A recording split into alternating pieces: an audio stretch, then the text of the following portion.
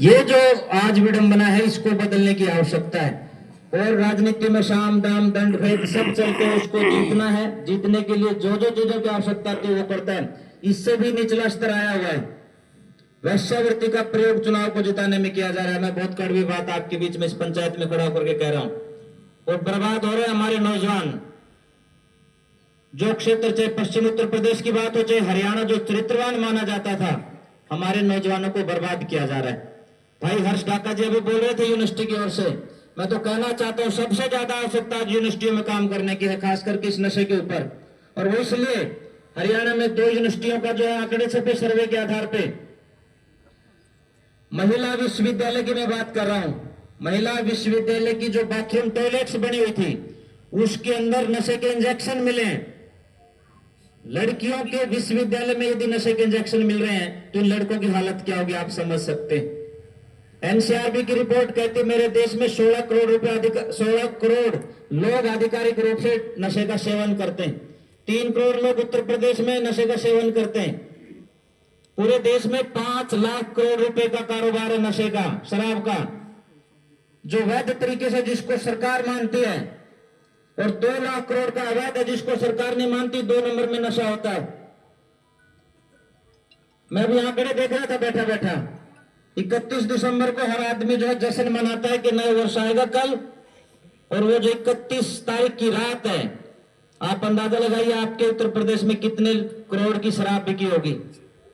2600 करोड़ रुपए की शराब एक दिन में, एक रात में बिके उत्तर प्रदेश में।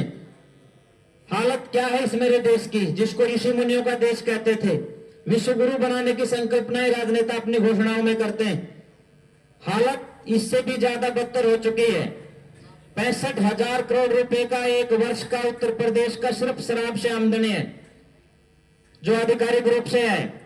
15,000 करोड़ रुपया अवैध तरीके से जो नशा बेचा जा रहा है, जिनकी आप चर्चा कर रहे थे कि दुकानों पे बिना पूछे बिना लाइसेंस के बेचा जा रहा है।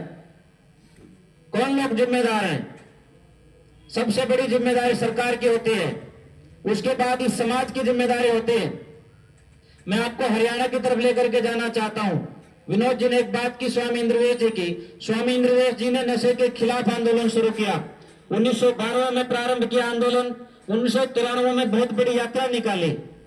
5,000 लोगों को एक साथ लेकर के दिल्ली से और हिसार के लिए निकले। किस लिए निकले?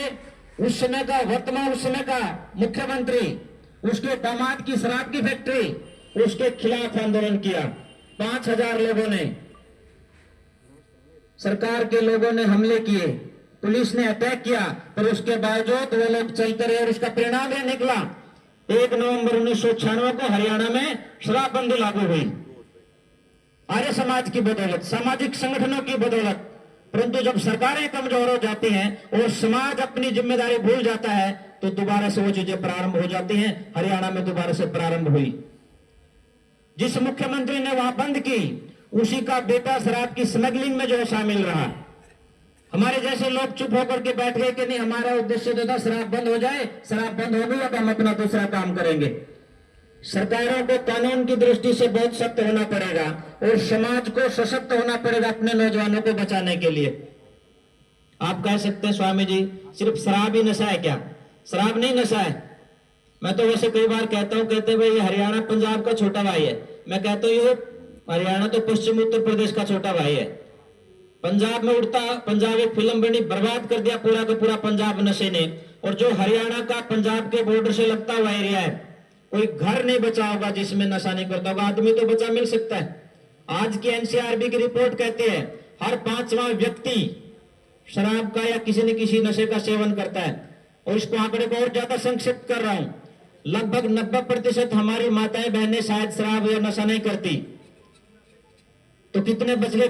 3 में से हर तीसरा आदमी यदि शराब पी रहा है तो कौन घर बचा है? कोई नहीं बचा है।